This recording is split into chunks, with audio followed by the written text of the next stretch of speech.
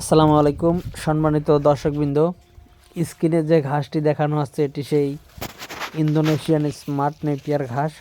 দর্শকবৃন্দ, এটি মূলত শীতকালীন সময়ের ঘাস। গ্রীষ্মকালে কিংবা বর্ষাকালে এই ঘাসগুলো অনেক বেশি মোটা হয় এবং এই ঘাসের পাতাগুলি অনেকটাই চওড়া হয়। কিন্তু এখন যেহেতু ডিসেম্বর মাস চলছে, মূলত বাংলাদেশে ডিসেম্বর এবং জানুয়ারি এই দু মাসেই শীতকাল থাকে।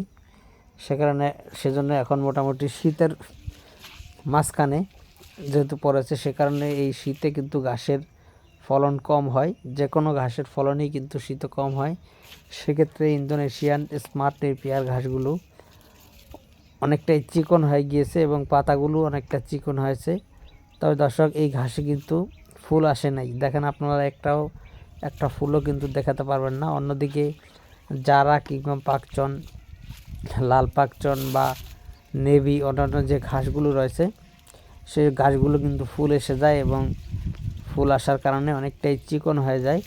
তবে সেই জারা, পাকচন, এলিফ্যান্ট হাইব্রিড, লাল পাকচনের থেকে কিন্তু ইন্দোনেশিয়ান স্মার্ট নেপিয়ার ঘাসটা শীতকালে ফলন বেশি হয়। দেখেন, এটা এখনও ফুল আসেনি কিন্তু চিকন হয়ে গিয়েছে, পাতাগুলি চিকন এবং ডাঁটাগুলি চিকন। তো দর্শক, ঘাস চিকন হলেও ফুল না আসলে কিন্তু গরু ছাগল অনেক বেশি খাবে। তো সেক্ষেত্রে ইন্দোনেশিয়ান স্মার্ট নেপিয়ার ঘাসটি শীতকালেও ভালো ফলন হয়।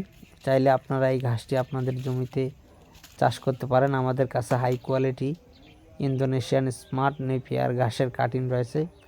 সেক্ষেত্রে আপনারা যদি এই ঘাসের কাটিং সংগ্রহ করতে চান তাহলে অবশ্যই আমাদের স্ক্রিনে দেওয়া নম্বরে আমাদের সাথে যোগাযোগ করলেই আমরা সারা বাংলাদেশে এই ঘাসের কাটিংগুলো পাঠিয়ে দিতে পারবো।